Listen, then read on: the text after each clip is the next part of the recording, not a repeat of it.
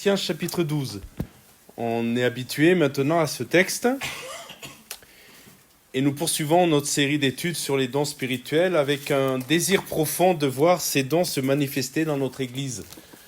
Notre but de cette étude, c'est bien sûr d'être enseigné, de bien comprendre ce dont il s'agit, mais aussi de demander au Seigneur de nous permettre de les vivre pleinement et de voir ainsi l'Église être enrichie par les dons spirituels.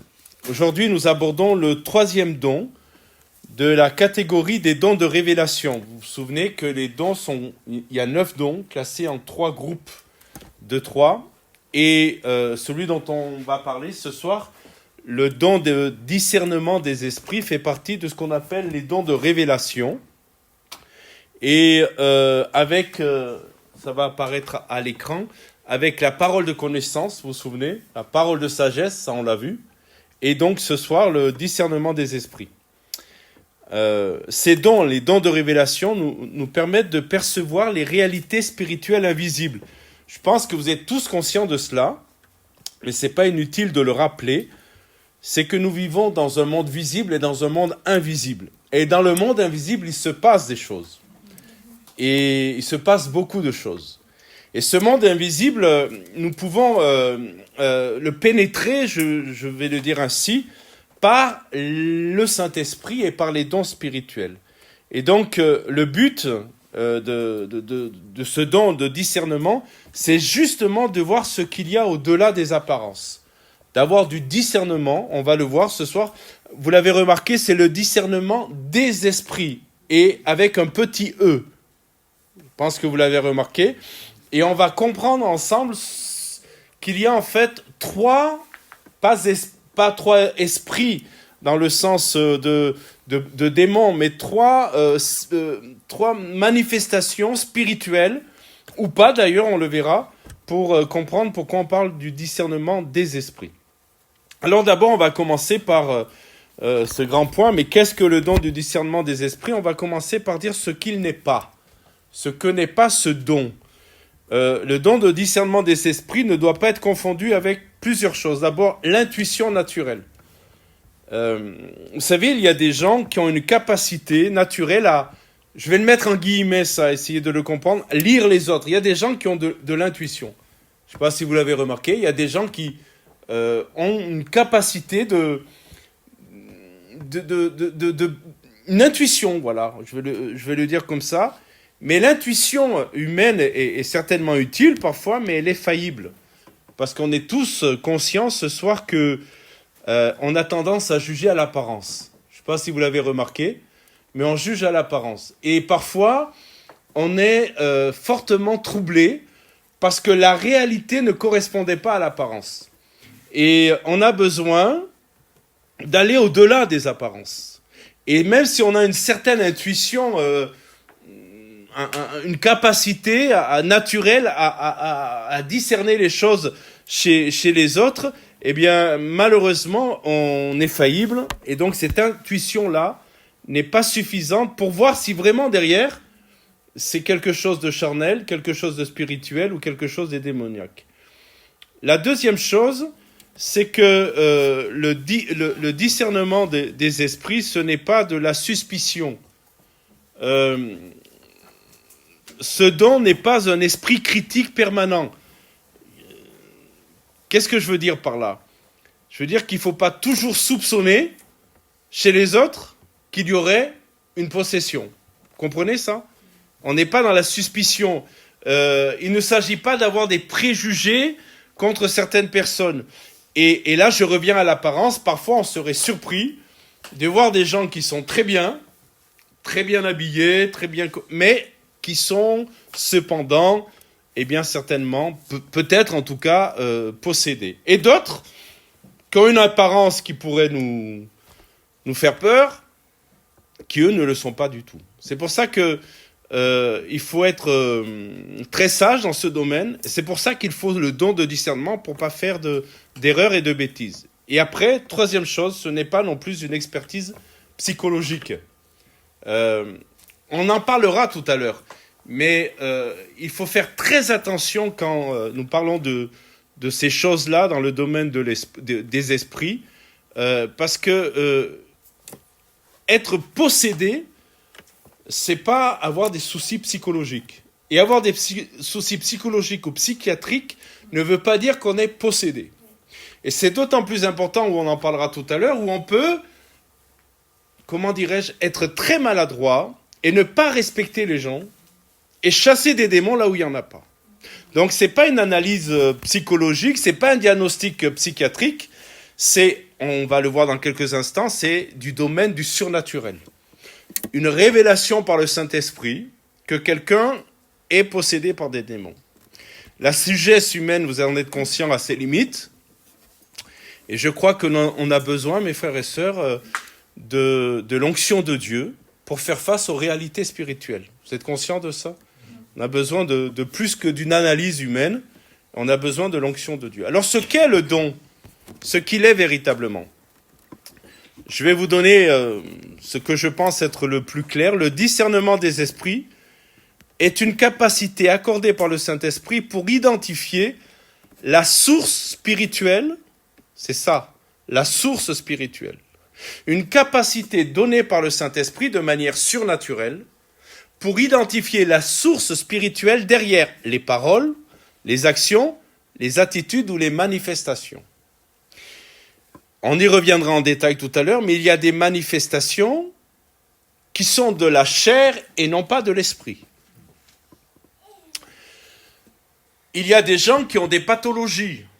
Par exemple, des personnes qui... je cherche la pathologie, vous savez, des gens qui tombent, qui perdent conscience. Épileptique, voilà. Une épilepsie, c'est pas être possédé. C'est une évidence que je vous dis. Sauf que des fois, on a été maladroit. Et des gens qui ont eu de telles manifestations, eh bien on a voulu chasser des démons là où ils n'étaient pas. Comprenez ? Donc, le discernement des esprits, c'est une capacité accordée par le Saint-Esprit, je répète, pour identifier la source spirituelle qu'il y a derrière ce qui est en train de se passer. C'est quoi la source ? Ça vient de quoi ? C'est une révélation divine qui permet de voir au-delà du naturel. Contrairement à l'homme qui peut se tromper, le Saint-Esprit est infaillible. D'accord ? Nous, on peut se tromper. Mais le Saint-Esprit est infaillible. Et vous le savez, Dieu regarde au-delà des apparences. Connaissez tous ce texte de 1 Samuel 16, 7. Je vous le cite rapidement, mais c'est lorsqu'il a fallu choisir le successeur du premier roi, qui a été David, vous le savez. Eh bien, l'Éternel dit à Samuel, ne prends point garde à son apparence, à la hauteur de sa taille, car je l'ai rejeté. L'Éternel ne considère pas ce que l'homme considère, l'homme regarde à ce qui frappe les yeux, mais l'Éternel regarde au cœur. En fait, le seul qui sait parfaitement ce qu'il y a derrière les manifestations, c'est le Saint-Esprit. Le seul, c'est le Saint-Esprit. Et on va en parler dans quelques instants parce que c'est très important et c'est un sujet très très important pour l'Église, le discernement des esprits. C'est une capacité de voir dans la dimension spirituelle, ce dont permet de pénétrer, de sonder ce qui est caché au plus profond de l'être humain. Il révèle les motivations, les sources spirituelles et les influences invisibles. Il faut bien que nous comprenions que le diable se déguise et que le diable se cache. S'il arrivait en montrant qu'il est vraiment au milieu de nous, bien sûr, on s'opposerait à lui et on le chasserait au nom de Jésus. Mais le diable n'agit pas comme ça. Le diable se cache, le diable se déguise. Voilà pourquoi derrière des situations, des manifestations, il faut le don de discernement pour l'affronter et pour le débusquer. Le terme là est employé à propos, le débusquer, afin qu'il ne puisse pas se cacher et agir comme il le veut. Les 3 domaines de discernement, puisqu'on a dit, c'est le don du discernement des esprits, rappelez-vous, des esprits. Il y a 3 domaines, on va en parler en détail. D'abord, il y a le discernement de l'Esprit Saint. Il y a une manifestation, il y a quelque chose qui est vécu, Ça vient d'où? Qu'est-ce qu'il y a derrière cette manifestation? La première chose, ça peut être une manifestation qui vient du Saint-Esprit.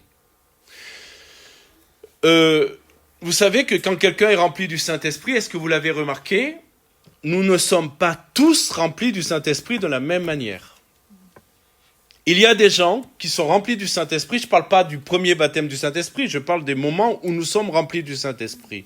Il y a des gens, lorsqu'ils sont remplis du Saint-Esprit, c'est doux, c'est calme. D'accord? Et d'autres, ça bouge beaucoup. Vous me suivez là? Mais c'est pas parce que ça bouge beaucoup qu'il faut suspecter que derrière il y a des choses mauvaises. Et c'est pas parce que ça bouge pas qu'il faut pas penser qu'il n'y a pas de choses mauvaises. Est-ce que vous comprenez? Donc, d'abord, il y a le discernement des choses qui viennent du Saint-Esprit. Après, il y a le discernement des choses qui viennent, je l'ai appelé comme ça pour essayer de trouver le mot esprit, l'esprit humain, je veux dire de la chair. Ça, c'est l'homme. Ça, c'est pas spirituel, c'est la chair qui se manifeste. Et j'en parlerai tout à l'heure. Et puis surtout, et c'est ça qui compte, c'est le discernement des esprits démoniaques, le discernement des démons. D'abord, reconnaître l'action du Saint-Esprit. Il y a plusieurs tests pour voir si c'est vraiment l'action du Saint-Esprit. D'abord, il y a le fruit de l'esprit. Quelqu'un qui est rempli de l'esprit manifeste les fruits de l'esprit. Vous les connaissez, les fruits de l'esprit? Vous vous souvenez, vous les relirez dans Galates chapitre 5, versets 22 à 23. Et puis rappelez-vous, et c'est un texte important, dans Jean 16, 14, le Saint-Esprit glorifiera toujours Jésus. Ça, c'est un test. S'il y a une manifestation qui ne glorifie pas Jésus, vous pouvez être très prudent sur cette manifestation. D'accord? Le but du Saint-Esprit, c'est que Jésus soit glorifié. Vous êtes d'accord avec ça? Vous comprenez ça? Et ça, c'est vraiment un critère. Est-ce que ça glorifie Jésus? Si ça glorifie l'homme, si ça met en évidence l'homme, si ça met en évidence le pasteur, le prophète, ce que vous voulez, si ça met en évidence quelqu'un et pas Jésus, il y a des questions à se poser si c'est vraiment une manifestation du Saint-Esprit. Les caractéristiques de l'action du Saint-Esprit, il y en a plusieurs. Il y a plusieurs versets qui en parlent. Il y a d'abord la paix. Là où il y a le Saint-Esprit, il n'y a pas de confusion. Le Saint-Esprit est un esprit d'ordre. Et il n'y a pas de confusion. Peut-être avez-vous été témoin, peut-être l'avez-vous vu sur Internet ou autre. Il y a parfois des soi-disant réunions où il y a l'onction du Saint-Esprit, où c'est le désordre. Vous avez vu ça? C'est le chaos. C'est le chaos. Sous prétexte qu'il y a le Saint-Esprit, il se fait des choses qui ne sont pas du tout dans l'ordre que le Seigneur voudrait. Donc dans 1 Corinthiens chapitre 14, verset 33, il est dit « Car Dieu n'est pas un Dieu de désordre, mais de paix, comme dans toutes les églises des saints. » Le deuxième critère pour tous les dons spirituels, rappelez-vous, il y a 3 choses. Édifie, console et exhorte. Ça, il faut qu'on retienne toujours ça, pour tous les dons spirituels. Les dons spirituels sont là pour édifier, consoler et exhorter. Il ne peut pas y avoir de manifestation de dons spirituels qui accusent, qui accablent. Vous me suivez là? C'est pas possible. Parce que le Saint-Esprit, même s'il doit reprendre, même s'il apporte quelque chose d'assez, pas sévère, mais une parole d'urgence, il y a toujours une porte de sortie. S'il n'y a pas de porte de sortie, ça ne vient pas du Saint-Esprit. Parce que notre Seigneur, vous le savez, il nous donne toujours une porte de sortie. Il ne nous condamne jamais. Amen. Je disais à quelqu'un au téléphone, aujourd'hui même, pour l'encourager, je disais, le Seigneur te donne une porte de secours, toujours. Jamais il te met dans un impasse, jamais il te met dans un endroit où tu vas plus avoir de sortie, où tu es condamné, où tu vas mal finir. Ça, c'est le diable. Mais le Seigneur donne toujours une porte de secours. Après, comme je lui ai dit, je vous le dis ce soir, la porte de secours, c'est pas trop le cas chez nous ce soir-là, mais généralement, elle est plus petite que la porte d'entrée. Je veux dire, elle est moins évidente. C'est-à-dire qu'il faut quand même la chercher, il faut quand même la saisir. Mais le Saint-Esprit édifie, il console et il exhorte. Et puis le Saint-Esprit conduit dans la vérité. Jean 16, 13, rappelez-vous, ce verset, il est dit, Jean 16, verset 13, « Quand le Consolateur sera venu, l'Esprit de vérité, il vous conduira dans toute la vérité, car il ne parlera pas de lui-même, mais il dira de tout ce qu'il aura entendu, et il vous annoncera les choses à venir. » Donc le Saint-Esprit nous conduit dans la vérité de la parole de Dieu. Je l'ai déjà dit, mais je le répète, toute action du Saint-Esprit ne peut pas contredire les Écritures. Ça, c'est faux. Alors, tenez, tiens, on va le lire, ça. Ça me vient à l'esprit. Je crois que c'est dans Jean. Oui, c'est Jean. Dernier verset de Jean. Jean 21. Je voudrais que, juste pour faire une petite parenthèse, parce que ça me vient là, que vous lisiez ça, pour voir l'argument de certains qui disent « Ouais, c'est pas écrit dans la Bible ce qu'on vit. » Mais rien ne dit que ça ne vient pas de Dieu. Et l'argument, il est là. Regardez, Jésus a fait encore beaucoup d'autres choses. Si on les écrivait en détail, je ne pense pas que le monde même pourrait contenir les livres qu'on écrirait. Vous voyez ce verset? Et cet argument est pris par certains pour dire, vous voyez, je vais vous citer, un jour je discutais avec un couple, faisait partie de notre assemblée, et eux tombaient dans l'esprit. Je ne sais pas si vous avez vu ça, des gens qui tombent dans l'esprit. Et ils me soutenaient que cela venait du Saint-Esprit. Donc je leur ai dit, je ne vois pas ça dans la Bible. Je ne vois pas de gens tomber dans l'esprit. Je vois plutôt un Seigneur qui relève, plutôt qu'il ne fasse tomber. Et je crois que le Saint-Esprit nous relève plutôt que de nous faire tomber. Et lorsque je leur ai dit ça, il y a eu deux arguments auxquels c'est difficile de répondre. Premier argument, ça a été de dire, écoutez-moi bien, t'es pas à notre niveau. Quand tu seras à notre niveau, tu comprendras. Premier argument. Bon. Deuxième argument, c'est de me citer ce verset en disant, oui, mais tout n'est pas écrit, Francis. Vous comprenez? C'est là. Vous voyez, Jean dit que si on les écrivait en détail, je ne pense pas que le monde même pourrait contenir les livres qu'on écrirait. Donc, tu vois, Francis, tout n'est pas écrit. Donc, ce qu'on vit vient bien de Dieu. Comprenez? Alors, je suis en train de dire cela parce que le Saint-Esprit et toute manifestation spirituelle ne contredira jamais la parole de Dieu. D'accord? Jamais. C'est très simple. Quand il y a une manifestation, quelle qu'elle soit, le premier réflexe, c'est de prendre ce livre et de dire, c'est où? C'est où? C'est écrit où? D'accord? C'est écrit où?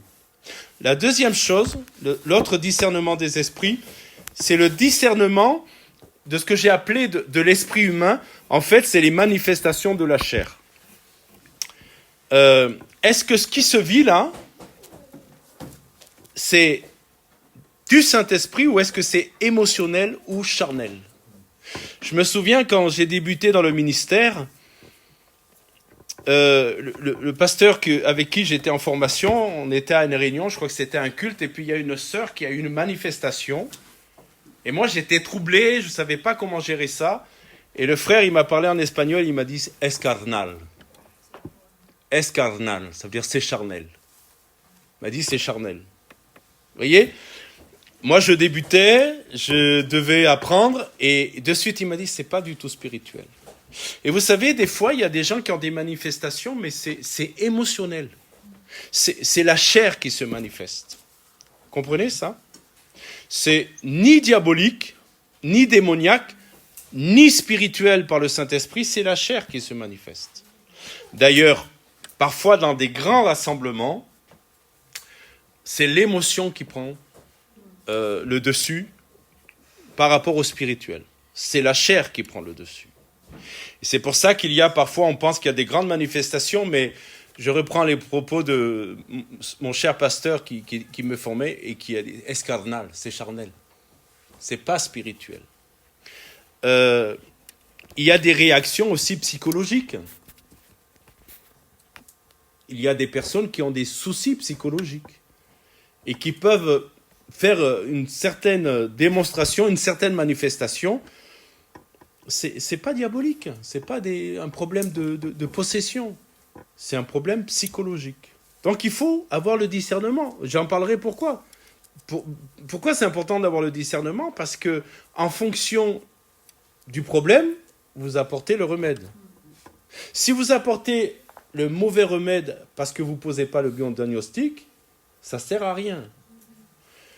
L'homme charnel peut manifester aussi ses émotions non contrôlées. Il y a des gens qui ne contrôlent pas leurs émotions. Je vous rappelle quand même que l'esprit des prophètes est soumis aux prophètes.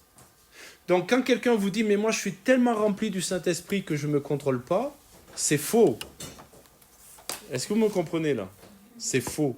Parce que le Saint-Esprit, nous le maîtrisons. Il ne nous domine pas au point de nous faire perdre nos sens, nos capacités, et de nous faire qu'on ne se tienne pas correctement dans l'assemblée. D'accord?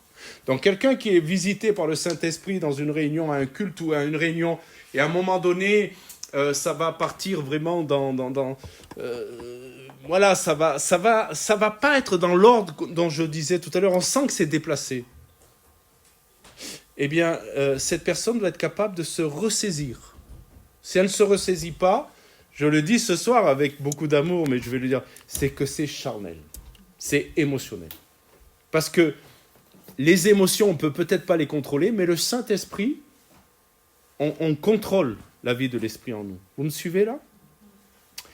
Et puis, c'est Paul qui dit que l'homme charnel peut manifester aussi un zèle sans connaissance. Romains 10.2 nous dit « Je leur rends le témoignage qu'ils ont du zèle pour Dieu, mais sans intelligence. » J'en reparlerai tout à l'heure du zèle, du danger du zèle.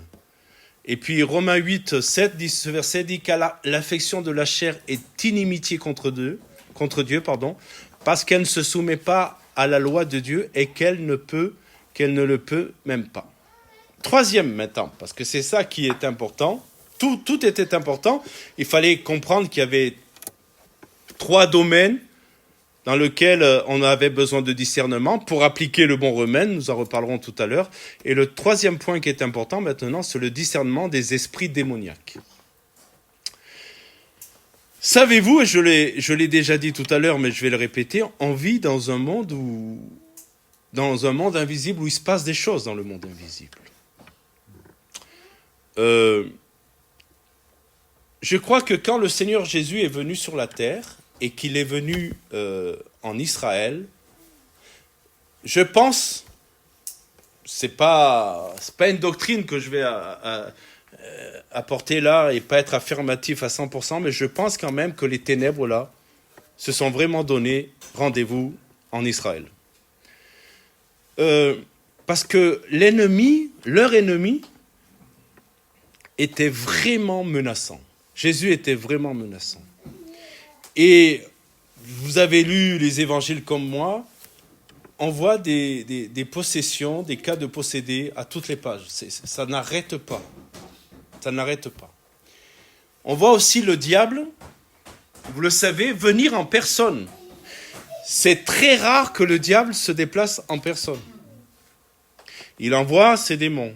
Mais dans le désert, quand Jésus est amené par qui dans le désert? Par l'Esprit Saint. Pas le diable qui l'a amené dans le désert.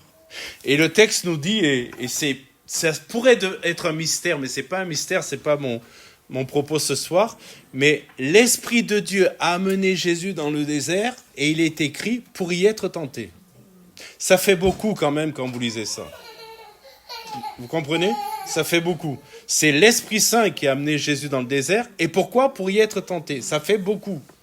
On se dit, comment ça? Et le diable s'est déplacé en personne. Hein. Il n'a pas envoyé ses démons. Hein. Mais il n'a pas envoyé son super champion de démons. Il est venu en personne. Et puis vous voyez que le diable s'est opposé tout au long du ministère de Jésus. Donc, ce que je suis en train de dire, c'est que peut-être nous, en Europe, on en est moins conscient qu'en Afrique, parce qu'en Afrique, la réalité des esprits, le monde des esprits est une réalité concrète pour eux. Ils vivent dans le monde des esprits.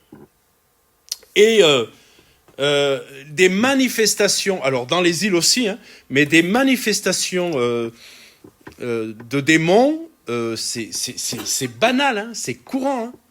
Nous, en France, on a un peu plus de mal avec ça. Et c'est d'autant plus dangereux qu'en n'en étant pas conscient, ou peut-être en ayant moins de discernement, ou moins peut-être de conscience de ces choses-là, eh bien le diable se cache. Vous savez que le diable n'aime pas qu'on parle de lui. Je suis convaincu que cette réunion-là ne lui fait pas du tout plaisir. Mais elle fait plaisir au Seigneur. Amen. Fait pas du tout plaisir parce que le diable, il aime se cacher. Et moins il est débusqué, mieux il peut agir. Et il y a une influence démoniaque dans le monde. Vous êtes conscient de ça? En France et à Aurillac, il y a une influence démoniaque. Je le disais dimanche, rappelez-vous, ça m'a choqué. Alors on a dit, oui, mais c'est ça qui se fait aujourd'hui. Mais c'est pas parce que ça se fait que c'est pas choquant. Dans un pays comme la Suisse, pays chrétien, de Calvin, on dit tous les pasteurs viennent prier pour les malades. Mais c'est pas ça qu'on a demandé. Vous me suivez là? C'est pas, on n'a pas demandé aux pasteurs, aux chrétiens de venir. Hein. Parce que moi je crois qu'au nom de Jésus, les malades peuvent être guéris. Mais c'est pas ça. Et le diable agit dans le monde. Et je vais vous dire quelque chose de choquant, mais je vais vous étayer ce que je vais dire maintenant. Le diable peut agir au milieu de l'Église de Jésus-Christ. Le diable peut agir au milieu de nous. Ne pensons pas qu'on est épargné, qu'on est immunisé parce qu'on aime le Seigneur, parce qu'on chante des cantiques ou parce qu'on lit notre Bible. Je ne dis pas ça pour qu'on tombe dans la paranoïa.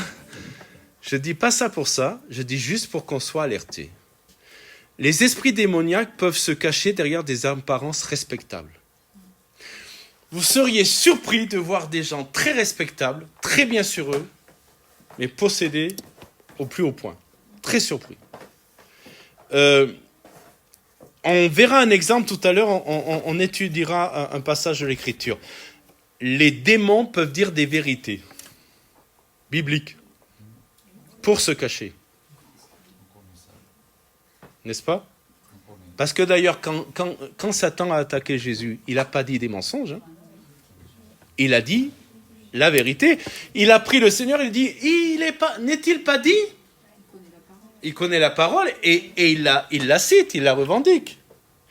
Et Jésus a dit, mais il est aussi dit. Et rappelez-vous que Jésus a répondu au diable par la parole.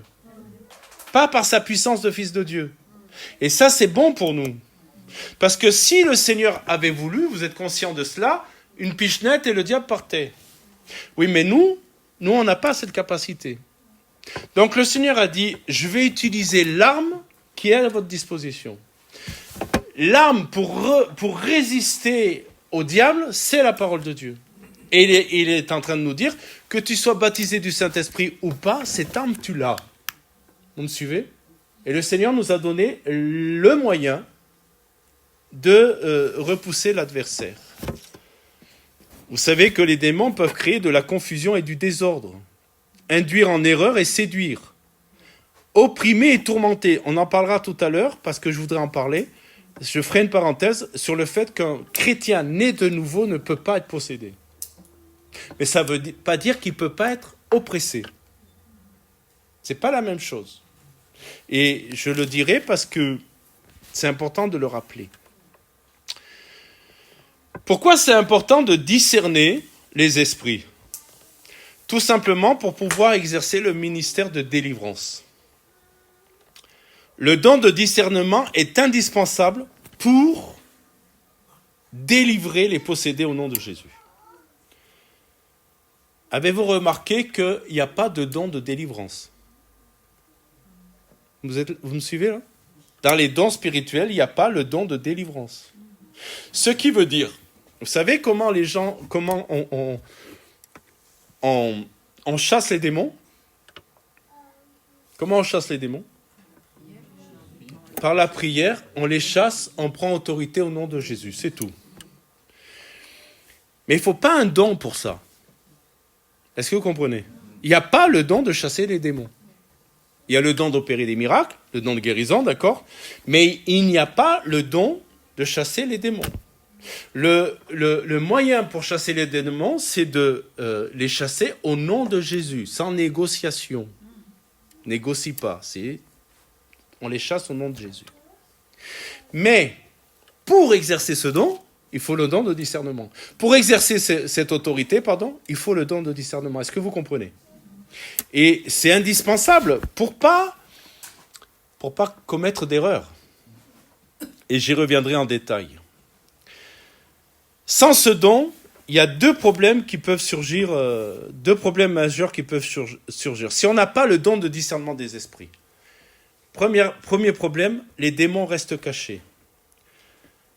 Quand l'Église n'est pas spirituelle, les démons peuvent opérer sans être démasqués. C'est quoi une Église spirituelle? C'est une Église qui est conduite par le Saint-Esprit. C'est quoi une Église spirituelle? C'est une Église qui met à l'honneur la parole de Dieu. D'accord? C'est quoi une Église spirituelle? C'est une Église où Jésus est au centre. Vous voyez les trois critères essentiels.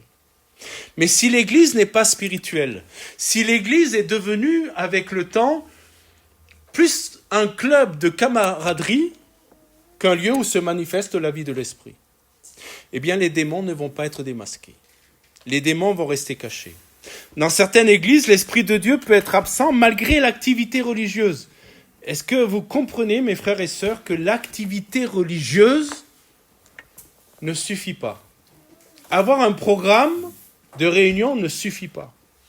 La superbe musique, l'organisation parfaite, l'ambiance chaleureuse ne remplacent pas la présence du Saint-Esprit. Et un de mes soucis, et j'espère que vous avez le même que moi, c'est que le Saint-Esprit soit à l'aise au milieu de nous. C'est que le Saint-Esprit puisse être pleinement au milieu de nous. Peut-être qu'à la musique, parfois, il se peut qu'il y ait des couacs. Peut-être que nos voix ne sont pas à la hauteur des ténors de ce monde. Peut-être que je ne sais pas trop quoi. La vidéo ne marche pas. Peut-être. Mais pourvu que le Saint-Esprit soit là. D'accord, mes frères et sœurs? Pourvu que le Saint-Esprit soit là. Si une église n'est pas spirituelle, les démons peuvent alors travailler tranquillement dans les pensées, dans les cœurs. Et mes frères et sœurs, si on veut que cette assemblée soit remplie de l'esprit, c'est pas simplement pour qu'on ait des bons moments dans la présence de Dieu. Parce que c'est vrai que quand le Saint-Esprit se manifeste, on a des bons moments. C'est vrai ou pas? Combien de fois on est arrivé, on n'était pas bien, il y a une action de l'esprit, on a vécu des choses fortes dans la présence de Dieu avec nos frères et sœurs, on ressort, on est soulagé. Mais c'est pas que le but, c'est pas que ça le but. Le but, c'est que les démons soient dévoilés. Le but, c'est que les choses ténébreuses soient mises à la lumière. Pourquoi la première raison pour laquelle il faut avoir le discernement, c'est pourquoi le don des discernements est indispensable? D'abord, pour que les démons ne restent pas cachés. Et deuxième chose, pour pas qu'il y ait de fausses délivrances.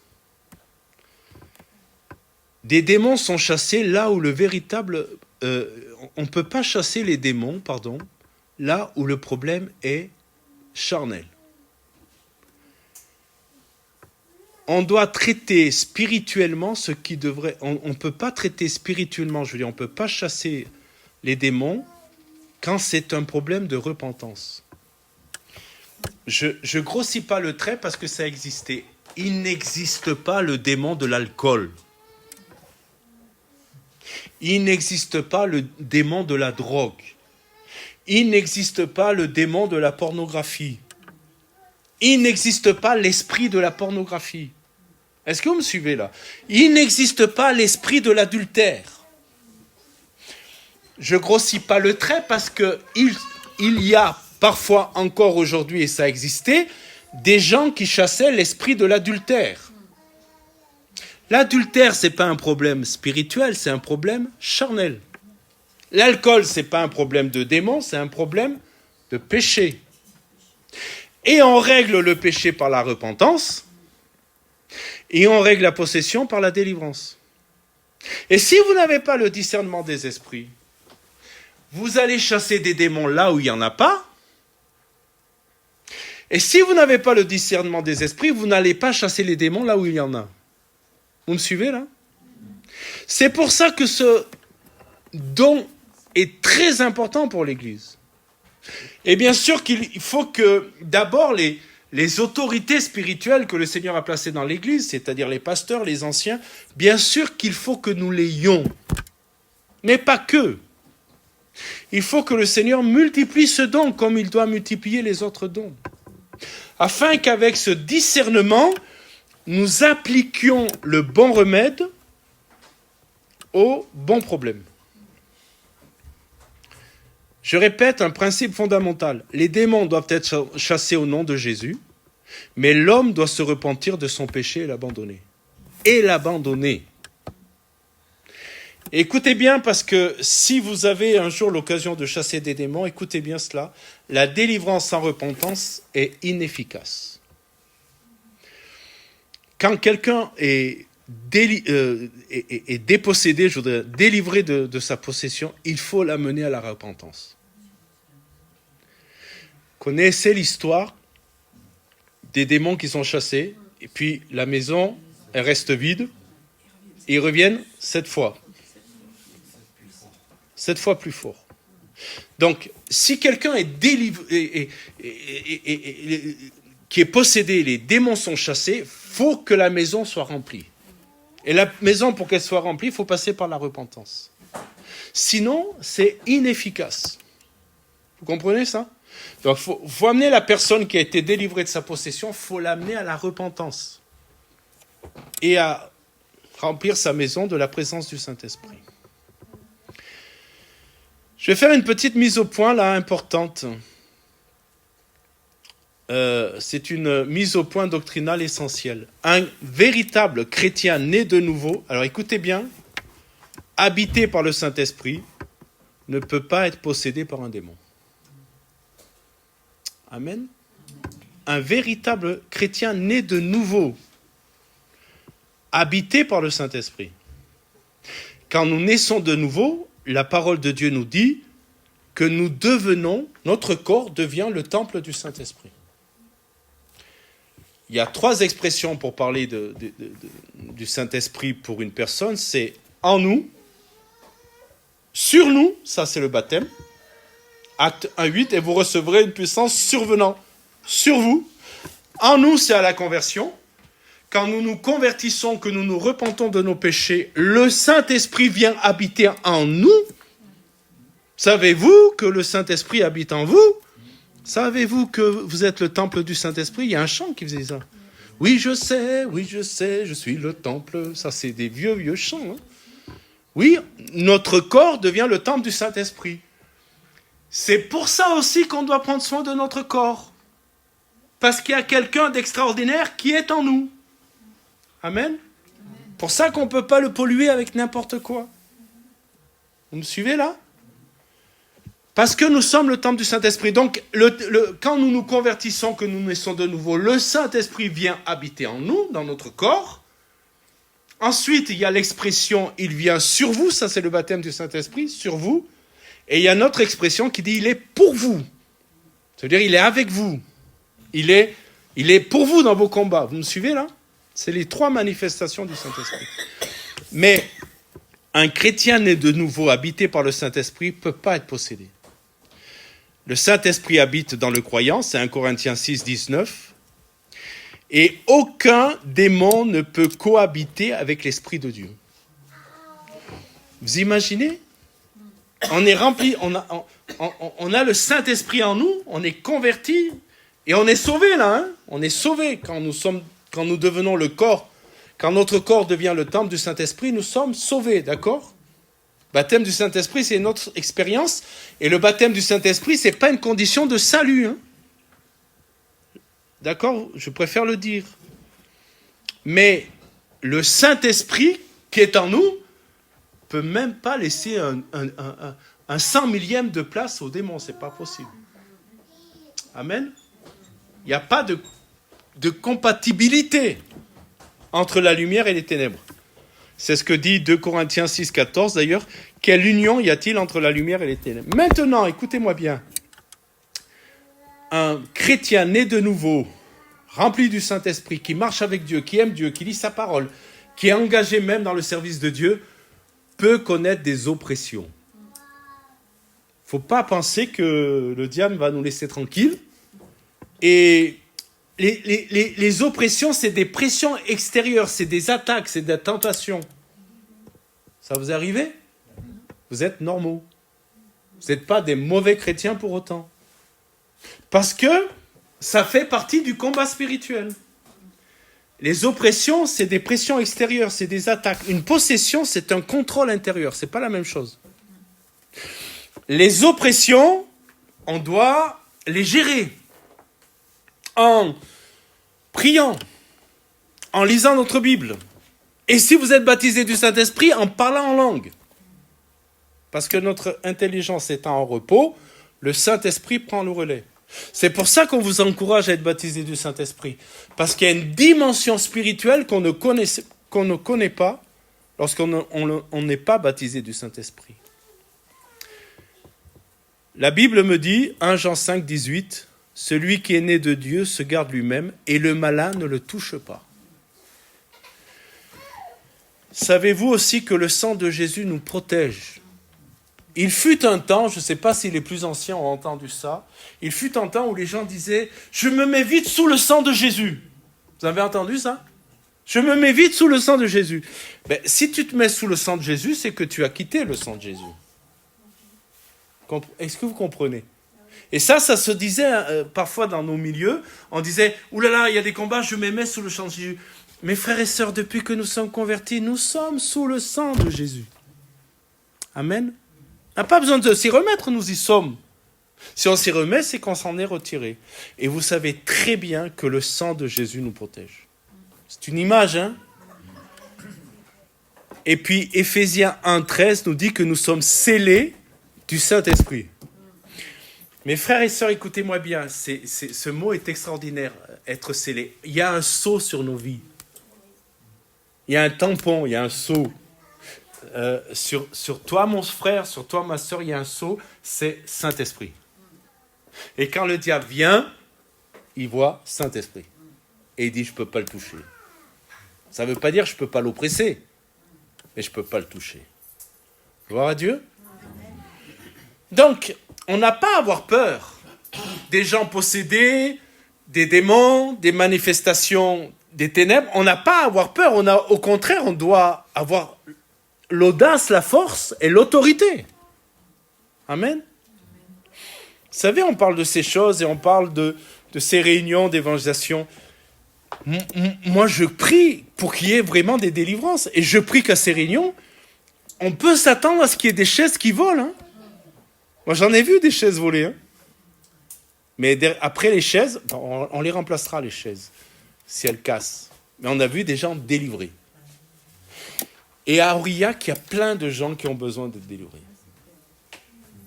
Il y a plein de gens qui sont habités, mais pas par le Saint-Esprit. Vous savez tous où je vais le lundi, je peux vous dire qu'il y a des gens qui sont habités par autre chose que le Saint-Esprit. Et pour certains, il faut une délivrance. Alors, s'il devait y avoir des manifestations, prions que le Seigneur nous donne l'autorité, la force, pas de paniquer, mais de prendre autorité au nom de Jésus. Amen. Oula. On regarde un exemple. Acte 16. Un exemple biblique parce que je n'ai pas fait attention à l'heure. Vous me laissez un peu de temps encore?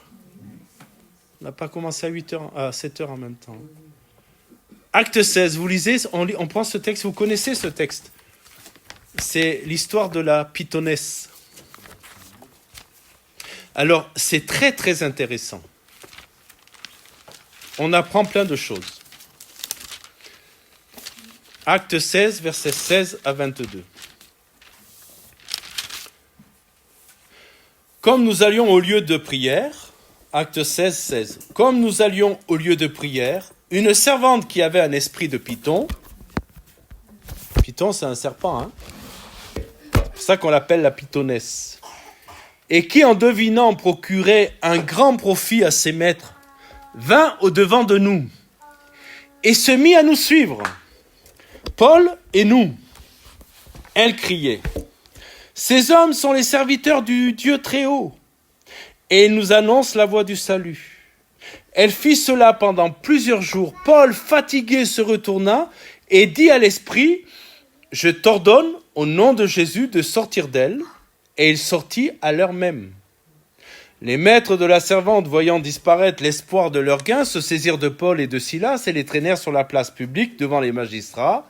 Ils les présentèrent aux prêteurs en disant, « Ces hommes troublent notre ville. » Regardez bien les gens quand même.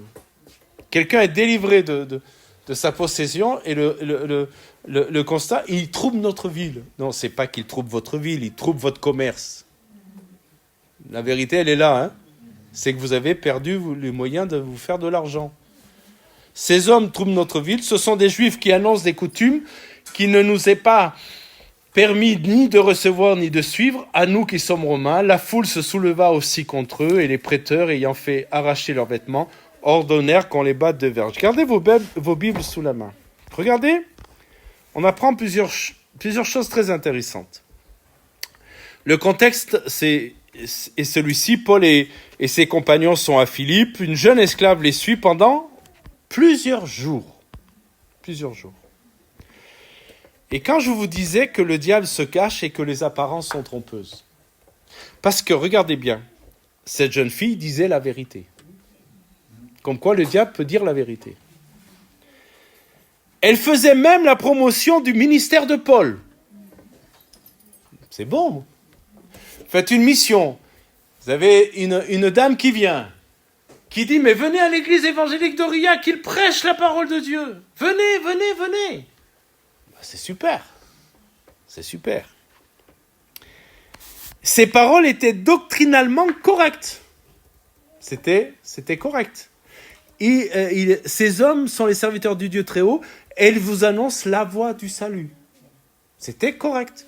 La voie du salut, c'est Jésus. Sauf que elle était possédée d'un esprit de divination. Derrière les apparences, il y avait un gros souci. Une simple analyse humaine aurait conclu, tout va bien, elle nous aide. Le Seigneur est bon. Vous me suivez là ? Il nous a envoyé quelqu'un pour nous aider pendant cette mission. Il est bon, le Seigneur. Sans discernement spirituel, on aurait pu la considérer comme une alliée. Et c'est le discernement de Paul qui a révélé la source démoniaque derrière les paroles qui étaient apportées par cette femme.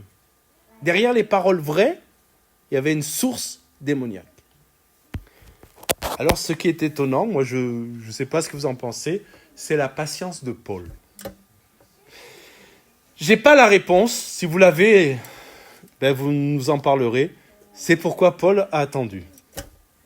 Parce qu'on a lu le texte. Ça a duré plusieurs jours. Et je dis, mais Paul, pourquoi moi, quand je lis ce texte, je dis, pourquoi tu as attendu ? Je n'ai pas la réponse. Plusieurs jours, il est dit, verset 18. Et Paul a attendu le moment, moi je le vois comme ça, approprié, la direction du Saint-Esprit. Et vous avez remarqué, il a agi avec autorité. Il n'a pas fallu beaucoup de mots. Hein. Bon, vous allez me dire, c'est Paul. Hein. Le diable n'est pas omniscient. Et il ne savait pas à qui il s'attaquait ce jour-là. Mais il est dit au verset 18, « Je t'ordonne au nom de Jésus de sortir d'elle. » C'est tout. On ne discute pas avec le diable. Quand vous commencez à discuter, c'est déjà fini. Allez au jardin d'Éden. Quand Adam et Ève ont discuté avec le diable, c'était déjà fini.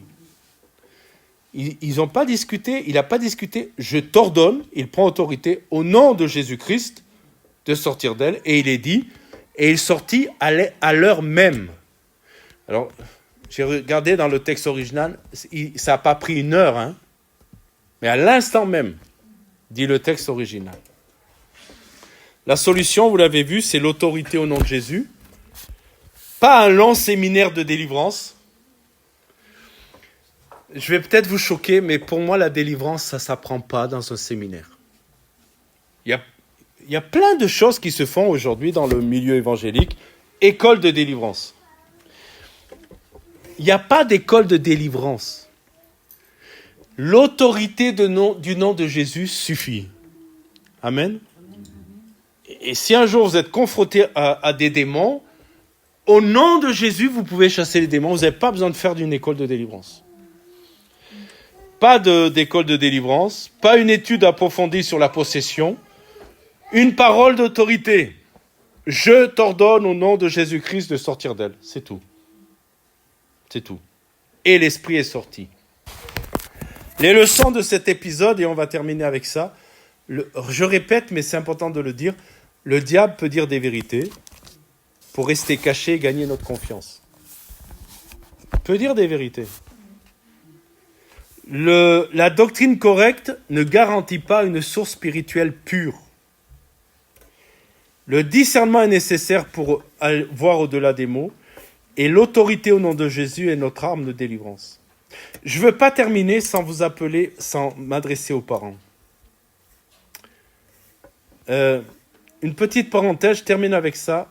Même les enfants peuvent être exposés aux influences démoniaques.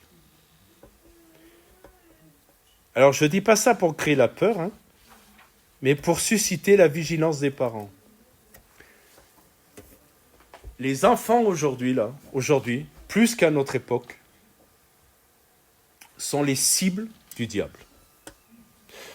En tout cas, le diable a plein de moyens pour s'attaquer à nos enfants. Et il y a des portes d'entrée qu'il faut que vous fermiez, vous, en tant que parents. C'est pas facile. Je suis conscient que c'est compliqué de gérer certaines choses dont je vais parler là, mais si vous ne le gérez pas, vous risquez d'avoir des enfants avec de gros problèmes. Et même avoir un jour vos enfants avoir des soucis de possession. Pas parce qu'ils viennent à l'école du dimanche, c'est pas parce qu'ils viennent à l'église. Ne croyez pas que ça suffit. Et il y a des portes d'entrée pour l'action du diable. Il y a certaines musiques qu'il faut absolument que vos enfants n'écoutent pas. Parce qu'il y a des musiques, il y a des messages subliminaux. Et il y a des musiques qui glorifient le diable. ACDC, vous savez ce que ça veut dire, ACDC ? Ça veut dire quoi ? Eh bien, pas vraiment. Antichrist et Dieu est mort.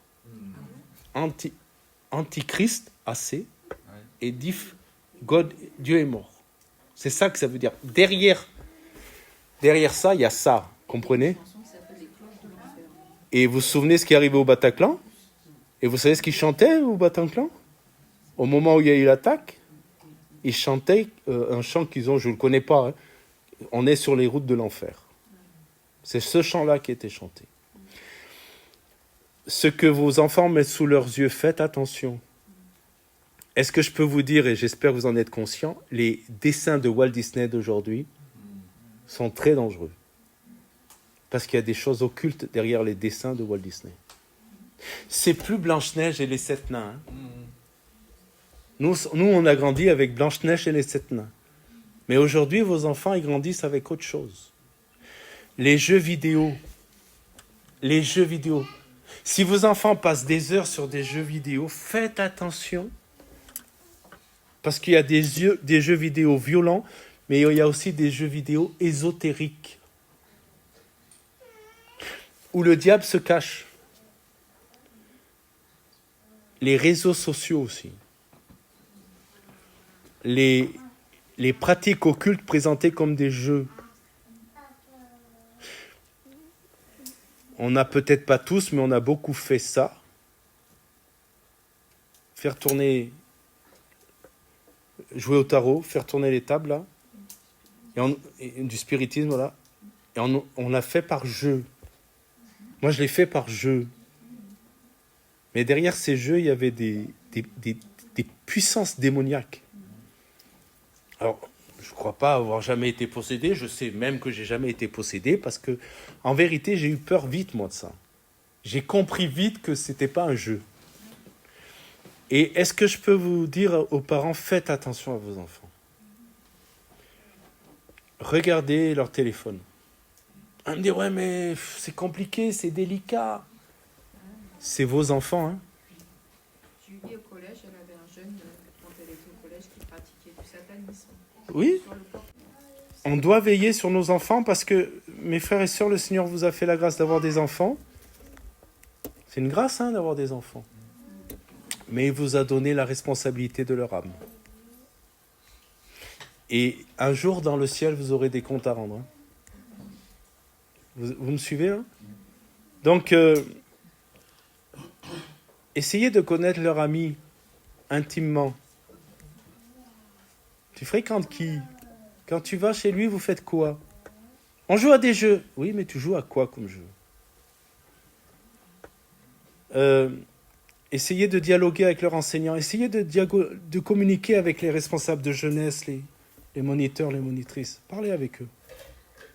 Parce que des fois, à l'école du dimanche, ils disent des choses.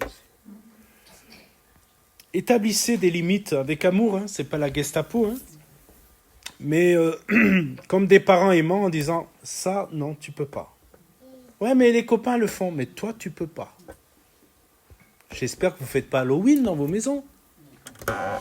Mais ça, c'est flagrant. C'est évident qu'on ne va pas le faire. Mais vous êtes conscient avec moi qu'il y a plein d'autres choses qui se cachent. Ayez expliquez les raisons de vos choix. Dites à vos enfants pourquoi on fait ça. Pourquoi on fait ça. Et puis, si vous les privez de quelque chose, c'est un conseil, hein, proposez des alternatives. Tu peux pas faire ça, mais par contre, tu peux faire ça. Tu peux pas faire ça, mais par contre, on peut faire ça avec toi. D'accord? Et puis, priez pour vos enfants. Priez tous les jours. C'est bête ce que je vais dire, ça prend pas longtemps, hein, mais avant qu'ils partent à l'école, priez pour vos enfants. Dites, Seigneur, garde mes enfants dans cette journée. Je ne sais pas vers quoi ils vont aller, parce que même des adultes peuvent leur proposer des choses ténébreuses.